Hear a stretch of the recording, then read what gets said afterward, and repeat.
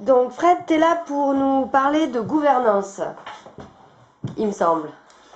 Oui, donc la gouvernance du futur conseil municipal. Donc on va se projeter, on est élu on a le pouvoir. Donc ce pouvoir, on va l'exercer comme on l'a annoncé, comme on l'a proposé, c'est-à-dire d'une manière participative. Alors participative, ben, ça veut dire qu'on ne va pas exercer ce pouvoir tout seul, comme ça peut se faire souvent. On va le faire avec les citoyens, les habitants, les usagers et les agents.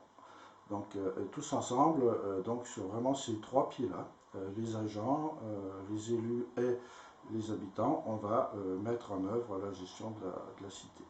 Alors comment eh ben, il y a plusieurs entrées possibles. L'entrée que je vais développer là, c'est plus peut-être déjà, dans une première partie, on va écouter et essayer d'entendre les besoins des habitants, des citoyens, des usagers, des agents aussi. Et de cette écoute, on va puiser euh, les éléments qui vont inspirer nos démarches et nos actions. Alors, entendre et écouter, ben, on va mettre en place donc pour ça des instances. On ne va pas forcément tout réinventer, puisqu'il y a des choses qui existent. Dans ce cas-là, on va les faire marcher mieux, d'une manière plus participative, plus démocratique. Je pense en particulier là aux instances comme les conseils de quartier, conseils citoyens aussi, mais qu'en font partie. Ce n'est pas tout à fait le même périmètre, mais on peut lier les deux.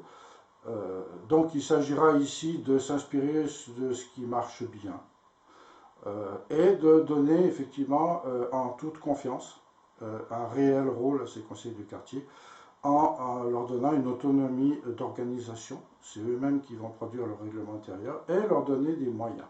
Alors ces moyens, ça ne sera pas tout de suite des budgets participatifs, c'est peut-être pas par là qu'il faut commencer, même s'il faut l'envisager. Ça sera peut-être d'abord des moyens en temps de travail, de possibilité de se rencontrer, donc faire en sorte que les créneaux de rencontre soient géographiquement faisables, avec un vrai accueil dans ce qu'on appellera la maison de la citoyenneté, donc les mairies de quartier, les autres lieux, ressources, les maisons de quartier, etc., qui existent déjà dans la ville. Mais aussi, peut-être dans un futur, financer des systèmes d'indemnisation pour compenser les temps de travail qui seraient consacrés à ces réunions dans ces conseils de quartier.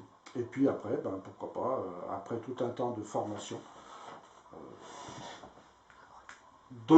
dédier des compétences à ces conseils de quartier et donc leur donner les moyens d'exercer ces compétences. Ça, c'est un premier lieu.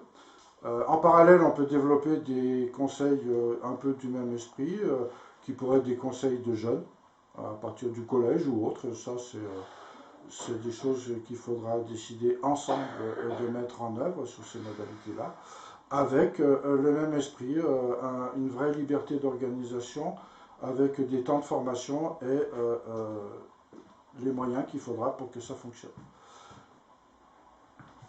On organisera aussi une assistance pour ces organisations-là en ouvrant complètement les mairies de quartier avec des disponibilités de personnel, peut-être à certains moments pour accompagner ce qu'on instaurera et qu'on va appeler le droit à l'interpellation, une possibilité pour les citoyens organisés en collectif, individuellement ou par voie pétitionnaire, de porter au conseil municipal des interpellations sur tel ou tel sujet qui les interroge, qui les intéresse, avec pour le coup une assistance dans cette maison de la citoyenneté par des personnels municipaux pour formuler, mettre en œuvre et transmettre ces interpellations. Et dans ce cas, le conseil municipal s'engage à une obligation de réponse euh, adaptée évidemment, hein, puisque à chaque interpellation il peut y avoir une réponse particulière. Donc une obligation de réponse à ces interpellations citoyennes. On peut même imaginer que dans ces interpellations, on ait une certaine forme de référendum d'initiative citoyenne qui soit formulé. Dans ce cas-là, on ne s'interdit pas de répondre aussi à ces choses-là Évidemment, il faudra encadrer ça avec la préfecture pour qu'on respecte les termes de la loi en cette matière. Ça, c'est le premier volet, écouter, entendre les habitants, les citoyens. Ensuite, la participation, ça va aussi être, et peut-être même encore de manière plus importante, dans la co-construction des actions qui vont répondre à ces besoins, à ces formulations. La participation, et ça existe à certains endroits, ça va être par exemple des commissions participatives. C'est le mode de fonctionnement qui est envisagé par le conseil municipal. Des commissions qui seront soit permanentes, on peut imaginer que l'urbanisme, la démocratie, la mise en œuvre de la transition écologique fassent l'objet de commissions permanentes tout au long du mandat, et puis des commissions peut-être plus ponctuelles qui vont répondre à des projets qui sont à mettre en œuvre en un seul jet. Alors, la participation dans ces commissions, c'est quoi? Eh bien, ça veut dire que ces commissions, elles vont construire la réponse à la demande ensemble, en co-construction avec les agents, les habitants, les usagers, les citoyens et les élus.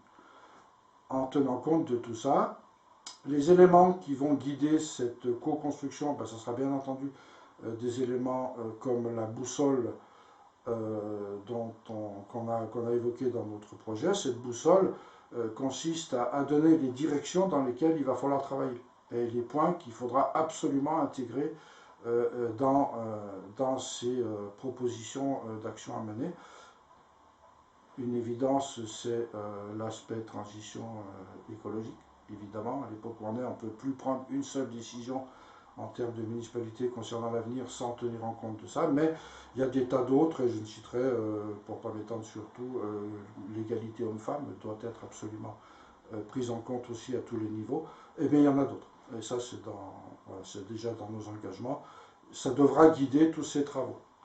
Ces commissions participatives donc, vont élaborer ces actions en suivant la boussole pour les guider, en faisant participer toutes les personnes qui sont intéressées à ces décisions, en prenant le temps de la formation, encore une fois, comme on a dit pour les conseillers de quartier, en se donnant les moyens, y compris financiers, d'être présents tous ensemble en même temps avec le même niveau d'information pour prendre les bonnes décisions en totale, j'allais dire, égalité de niveau de perception des enjeux.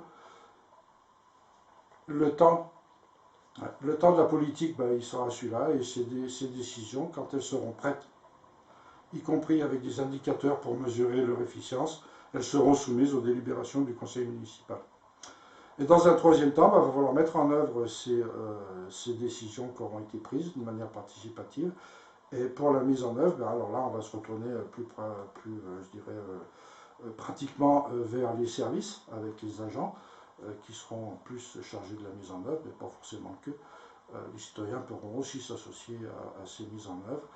Et une chose importante, c'est qu'on a prévu dans les textes de délibération des indicateurs qui vont nous permettre d'évaluer la justesse et l'adéquation des mises en œuvre aux intentions tout au long de ces mises en œuvre et après.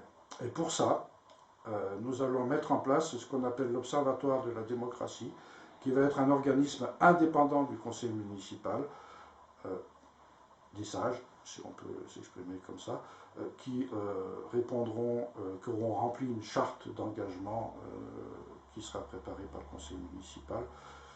Et ces gens-là devront évaluer tout au long du mandat, au travers des bilans annuels qu'on va demander à la municipalité de produire, mais aussi tout au long de l'année, ils vont évaluer le respect des politiques municipales sur les enjeux de démocratie. Et on reprendra ici aussi notre boussole qui devra aussi veiller à nous guider tout au long de ces actions-là. Du coup, ce qui fait notre différence par rapport à la participation que toutes les listes électorales mettent en avant en ce moment dans leur projet. Ce qui fait la différence, c'est, bon, déjà, on a pu montrer tout au long de ces 2 années de préparation des campagnes municipales qu'on avait été capable d'innover sur les méthodes et de soumettre, ne serait-ce que déjà notre projet et notre liste de candidats aux assemblées citoyennes, donc c'est validé en assemblée citoyenne, hein, ce n'est pas des décisions qui sont prises dans des cabinets plus ou moins occultes, avec des méthodes plus ou moins transparentes. Voilà, ça c'est déjà une chose, et on a des garde-fous. Le droit à l'interpellation, c'est un droit qui est donné aux citoyens, c'est pas les élus. Donc c'est une manière aussi de dire attention, nous on vous demande des comptes ou on veut que vous fassiez ceci, cela. Et il y a obligation de réponse. Et puis ce fameux observatoire de la démocratie, qui est un organisme indépendant, qui va rendre compte chaque fois qu'il en sera besoin et au moins une fois par an, un peu comme la Cour des comptes le fait pour les comptes de l'administration, va rendre compte et le conseil municipal devra respecter et suivre ses engagements. Merci Fred.